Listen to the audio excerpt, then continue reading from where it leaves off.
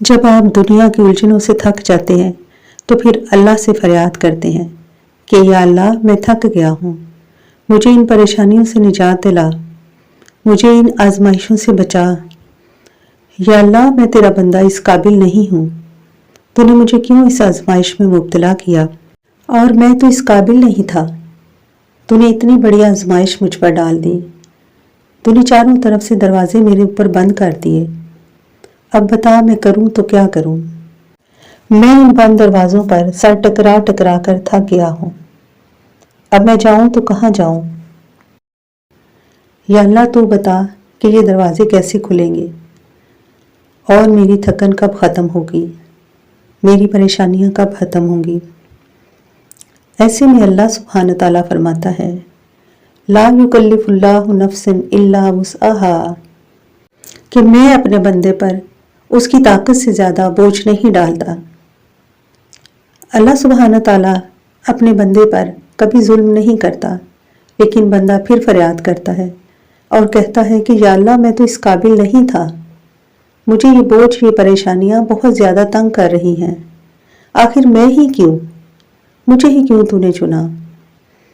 اللہ فرماتا ہے کہ میں تجھ سے بے خبر نہیں ہوں، اور اگر تم نے صبر کیا تو میں تجھے بے حساب نوازوں گا۔ بے شک اللہ صبر کرنے والوں کے ساتھ ہے۔ اور حضرت یونس علیہ السلام کو اللہ تعالیٰ نے کیسے آزمایا اور پھر انہیں وہ تسبیح سکھائی جس سے ان کو نجات حاصل ہوئی، اور دوبارہ ان کو عزت و احترام سے اسی جگہ پر واپس لا کھڑا کیا۔ اسی طرح حضرت ایوب علیہ السلام کو، جن کو بیماری نے آ گھیرا اور پھر انہوں نے اللہ تعالیٰ سے گڑ گڑا کر دعا مانگی اور ان کی دعا کو شرف قبولیت حاصل ہوئی۔ اسی طرح حضرت ابراہیم علیہ السلام اور بی بی ہاجرہ کا واقعہ، جب حضرت ابراہیم علیہ السلام بی بی ہاجرہ کو تنہا ریگستان میں چھوڑ آئے اور حضرت اسماعیل علیہ السلام پانی کی پیاس سے تڑپ رہے تھے، دوبارہ حضرت ابراہیم علیہ السلام کو جب آزمایا گیا، اللہ تعالیٰ نے جب حضرت ابراہیم علیہ السلام سے ان کے بیٹے کی قربانی مانگی تو کیسے حضرت ابراہیم علیہ السلام نے اپنے بیٹے کو حاضر کر دیا۔ اللہ جانتا ہے کہ کیسے قربانیوں کا صلہ دینا ہے۔ عزیز ساتھیو، اسی طرح اللہ ہماری کسی بھی پریشانی سے غافل نہیں۔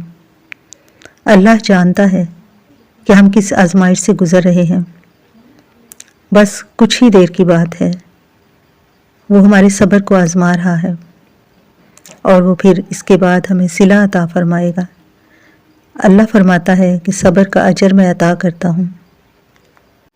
اللہ تو ہماری شارگ سے بھی زیادہ قریب ہے، اور وہ جانتا ہے سمندر میں پتھر کے نیچے کیڑے کو بھی رزق دینا ہے، تو ہم تو اشرف المخلوقات ہیں، وہ کیسے ہم سے بے خبر ہے؟